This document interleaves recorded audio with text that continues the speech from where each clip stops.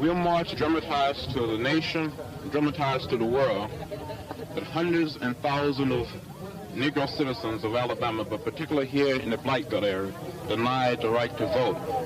And we intend to march to Montgomery to present certain grievances to Governor George C. Wallace. Mr. Williams, what are you going to do if you get stopped? What are we going to do if we get stopped?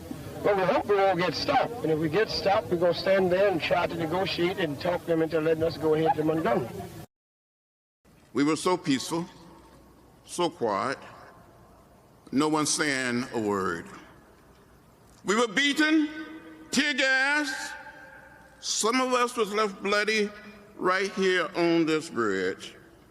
17 of us were hospitalized that day. But we never became bitter or hostile. We kept believing that the truth we stood for would have the final say. That was the late Congressman and civil rights hero John Lewis, shown first accompanied by civil rights leader Hosea Williams before, during, and 50 years after the events of March 7th, 1965 in Selma, Alabama. The images of Lewis and hundreds of others in the march being attacked on what is remembered as Bloody Sunday were broadcast across the country, shocking the nation and helping shift public opinion in favor of the civil rights movement.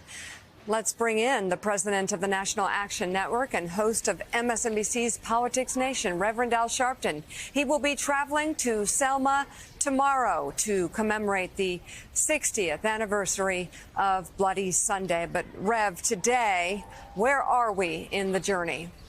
Well, we are in serious question about the journey because we're seeing states all over this country change a lot of their voting laws. We're seeing a lot of places where voting rights are being changed in terms of easy access to early voting. People cannot even get water online. So there's been a concerted effort to undo the right to vote. In 1965, when there was the Voting Rights Act that followed the Bloody Sunday, the story was often told to those of us who were too young to have been there on that original march, how when Lyndon Johnson, as president, signed the Civil Rights Act, Dr. King said to him, now we need a Voting Rights Act. And President Johnson said, well, Martin, I've used all my power. I can't get a Voting Rights Act. And when they left the White House, Andrew Young with Dr. King, who was an aide to Dr. King, Andrew Young said, you heard what the president said, Dr. King? He said he doesn't have the power. What are we going to do now? And Dr. King said, well, I guess we're going back south and get him some power. And that led to the Selma March to dramatize the need to vote. When they marched that Sunday, they had no idea the troopers would do what they did. They were planning a 10-day march, and in fact, they were tear gassed, they were beaten. Amelia Boykin, who had brought them to Selma, tear gassed. And the drama of that being televised outraged Americans and led to the Civil Rights Act. So every year, people have gone back and reenacted that march. I've been there the last 25 years as I've been old enough and out front in civil rights. And on this 60th occasion, I think about the progress that has been made and the threat. The progress is, as you show, I marched across that bridge with the first black president during the 50th anniversary. Now, on the 60th anniversary, we're facing a president that, in our judgment, is hostile to those rights. Great progress, extraordinary progress, and great challenges, extraordinary challenges. You know, Gene, just looking back at the pictures, the video, listening to Rev talk about it and how it led to the Voting Rights Act of 1965. I'm struck that really, again, it's extremes, it's excesses, it's hatred, it's violence that always backfires. What Dr. King always would say, that you can't defeat hate with hate, you can only defeat it with love. Well, you look at Selma, and the year before that, you look at what happened in Birmingham with the church bombing that killed those poor young little girls in Sunday school. It was both of those tragedies that shook Americans, that shook, quote, moderate whites into action, which is why we got the Civil Rights Act of 1964 and the Voting Rights Act of 1965. It is an extraordinary history. And through all of this, Martin Luther King Jr. preached peace. They show us hate, we will show them love, and we will win. And he did.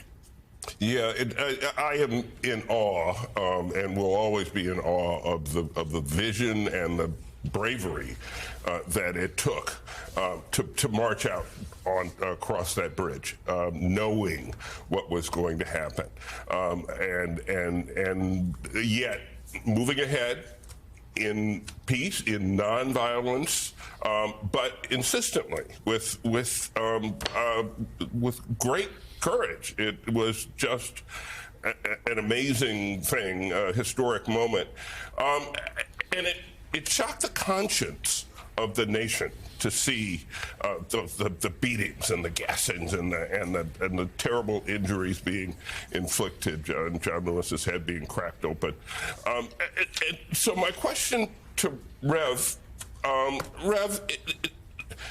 do we still have a conscience? Does this country still have a conscience? How do you reach that part of people that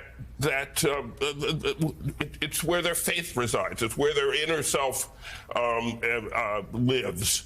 How do you reach that at a moment when diversity is being demonized, equality is being demonized? How do you do that? And is there still a conscience?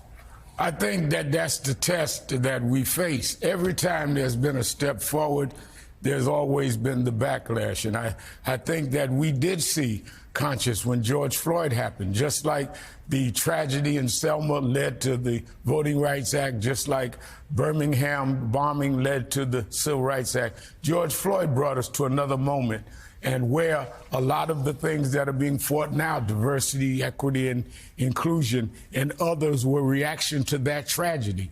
And I think the backlash has been the president of the United States now, who has come behind that, trying to push it back. But I think that there are people with conscience that's going to fight back, that's not going to let us go backwards. And it's up to us to pass the test in time, like Dr. King and John Lewis and others did in that time, and not allow us to go back. Yes, there are people that are evil, but those of us that believe that we can be righteous even in the face of evil need to stand up and be counted and report to duty. And Rev, you're doing such extraordinary work, not only keeping that legacy alive, but also pushing forward with it in the present day. And Mika, they certainly will be watching the commemorations this weekend. Yeah. Certainly. President of the National Action Network, Reverend Al Sharpton, thank you very much. Politics Nation will be airing live from Selma, Alabama, Sunday at 5 p.m. Eastern on MSNBC.